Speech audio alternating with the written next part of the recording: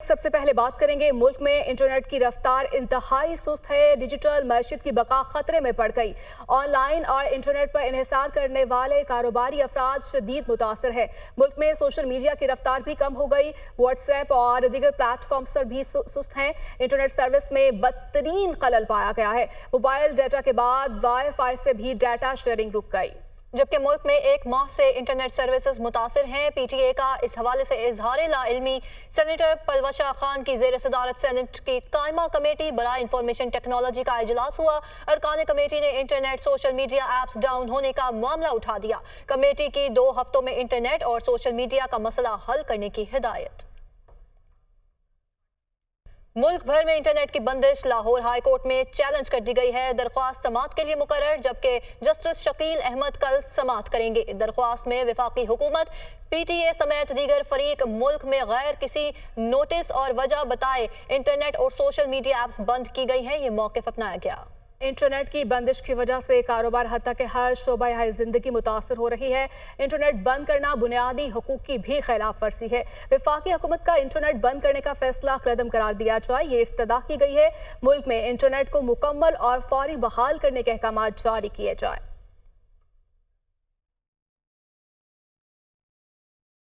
शरपसंद अनासर अवाम और मुसल्लह अफवाज पे खलीज पैदा करने की कोशिश कर रहे हैं। साबिक फौजियों और कौम की गैर मुतजलजिल हिमायत से तमाम साजिशें नाकाम बनाए गए। साबिक फौजी पाकिस्तान की तरक्की में अहम किरदार अदा करते हैं। Army chief general Asim Munir का रिटायर्ड फौजी अफसरान के एहसास में तकरीब से खिताब। साबिक फौजियों का पाक फौज की क़यादत पर एतमाद का इजहार। अंदरूनी बैरूनी सलामती के चैलेंजेस का मुकाबला करने में हमायत का इयादा। आर्मी चीफ ने चैलेंजेस के मुकाबले में इत्तेहाद और यगांगत की अहमियत पर जोर दिया। साबिक फौजियों की लगन और कौम की तारीख की तश्कील में अहम किरदार को सराहा। रिटायर्ड क़यादत ने बैरूनी और दाखिली सिक्योरिटी को दरपेश खतरात से निमटने के लिए मुकम्मल हमायत का भी यकीन दिलाया। रिटायर्ड अफसरान और जवान मुल्क की खुशहाली और सलामती के लिए मुत्तहिद है। ISPR। साबिक DGISI lieutenant general retired Faiz Hamid से ताल्लुकात पर 3 मजीद रिटायर्ड फौजी ऑफिसर्स ज़ेर हिरासत हैं। तीनों रिटायर्ड ऑफिसर्स मिलिट्री डिसिप्लिन की खिलाफ वर्जी पर तहवील में लिए गए। ISPR के मुताबिक तीनों ऑफिसर्स को lieutenant general retired Faiz Hamid के कोर्ट मार्शल के सिलसिले में तहवील में लिया गया है। ISPR के मुताबिक रिटायर्ड अफसरान और उनके साथियों से मजीद तफ्तीश जारी है।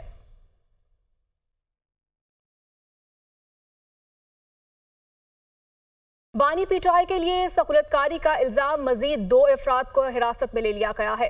हिरासत में लिए गए अफराद में जेल असिस्टेंट नाजिम, साबिक डिप्टी सुपरिटेंडेंट जफर भी शामिल हैं। अडयाला जेल से हटाए गए डिप्टी सुपरिटेंडेंट मोहम्मद अकरम से हासिल मालूमात की बुनियाद पर मजीद 6 मुलाजमीन से पूछगछ की जाएगी। बानी पिटाई को खिलाफ ज़ाबिता फ्राहम सहूलियात पैगाम रसानी पर जेल इंतजामिया की मीटिंग होने का भी इम्कान है।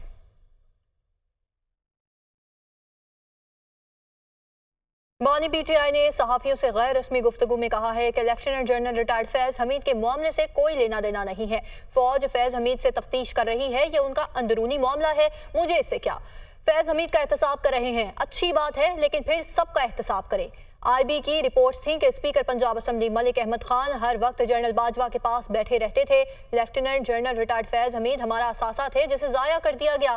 जनरल रिटायर्ड बाजवा ने नवाज शरीफ और शहबाज शरीफ के कहने पर फैज हमीद को हटाया था। फैज हमीद को हटाने पर मेरी जनरल रिटायर्ड बाजवा से सख्त तल्ख कलामी हुई थी। वज़ीर दिफा ने जनरल रिटायर्ड बाजवा की एक्सटेंशन की बात करके मेरे मौक़िफ़ की तायद की है। नवाज शरीफ का फैज हमीद केस से मुतालिक मामलात पर पार्टी रहनुमाओं को किसी भी किस्म के बयानात देने से मुतालिक इंतहाई एहतियात बरतने का हुक्म दिया गया है। नवाज शरीफ ने हिदायत की कि तमाम पार्टी रहनुमा जज्बाती बयानात देने से गुरेज करें। पार्टी ज़राए के मुताबिक नून लीग के इजलास में हुकूमत और इस्टेब्लिशमेंट का भरपूर साथ देने का फैसला किया गया है। इजलास में फैज हमीद की गिरफ्तारी के बाद पैदा होने वाले हालात पर बहस, हुकूमत और इस्टेब्लिशमेंट के ऊपर आने वाले दबाव पर तबादला ख्याल किया गया।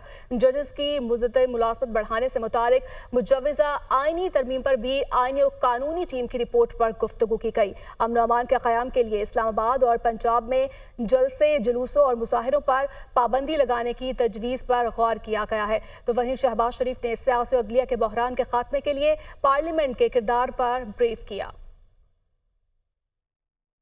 तो वहीं नवाज शरीफ की ज़ेर सदारत मुस्लिम लीग नून का अहम मुशावरती इजलास हुआ। अवाम को महंगाई खासतौर पर बिजली के महंगे बिलों में रिलीफ देने पर तफसीली गौर किया गया।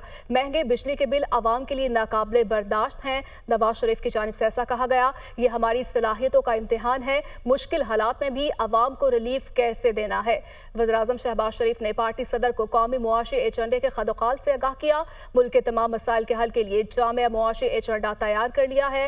तो वहीं शहबाज शरीफ ने कहा कि 200 यूनिट तक प्रोटेक्टेड और नॉन प्रोटेक्टेड सार्फिन को 3 माह के लिए रिलीफ दिया जाएगा। हमाद अजहर सदर पीटीआई पंजाब के ओहदे से मुस्ताफी हो गए। बदकिस्मती से मेरी बानी पीटीआई तक रसाई नहीं है। हमाद अजहर ने कहा, मैंने प्रेस कॉन्फ्रेंस नहीं की और ना ही कोई डील की है। मेरी नकलो हरकत पर बहुत सख्ती है, अडयाला नहीं जा सकता, उनकी जानिब से कहा गया है। और अब आपको बताएं कि वफाकी वज़ीर इत्तलात अता तारड़ कहते हैं कि एक इदारे ने एहतसाब का अमल शुरू किया, खुद एहतसाब का अमल सबको अपनाना होगा। जनरल फैज़ हमीद से तहकीकात के सिलसिले में मजीद 3 अफसरान को गिरफ्तार किया गया है। तहरीक अदम एतमाद के वक्त जनरल फैज़ बानी पीटीआई से राब्ते में थे। उनका मजीद कहना था कि लगता है जेल से पैगाम रसानी का अमल जारी था। मुल्क को अदम इस्तेहकाम करने वाले तमाम लोग शिकंजे में आएंगे। गिरफ्तार किए गए लोगों ने इंतशारी टोले से मिलकर कार्रवाइयाँ की। इदारे ने खुद एहतसाबी को फ़रोग देते हुए एहतसाब का अमल शुरू किया।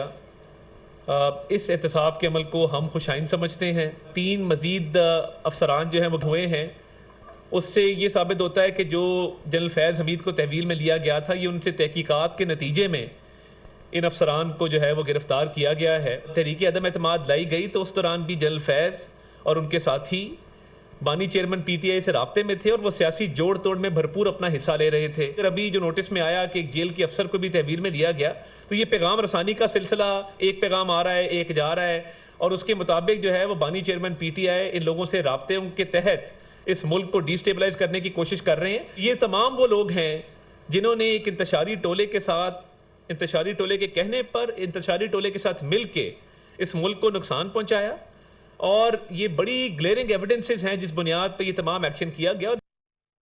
वज़ीर इत्तलात सेंट शर्जिल एनाम मेमन कहते हैं कि हालिया दिनों में अहम गिरफ्तारियां अमल में आई। आज मजीद गिरफ्तारियां हुई, हम वेलकम करते हैं। पाकिस्तान की सालमियत के लिए अहम फैसले किए जा रहे हैं। शायद इन गिरफ्तारियों के ताने बाने 9 मई की तरफ भी जा रहे होंगे। उनकी जानिब से मजीद क्या कहा गया, आप भी सुनिए।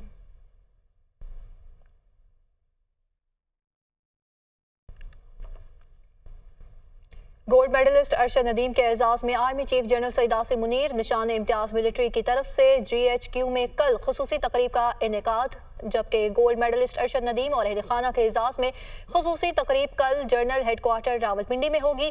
तकरीब के इनेकाद का मकसद गोल्ड मेडलिस्ट अरशद नदीम की सलाहियतों का एतराफ़ और हौसला अफजाई है। गोल्ड मेडलिस्ट अरशद नदीम कौम की तवक्कुआत पर पूरा उतरे और मुल्क का नाम रोशन किया।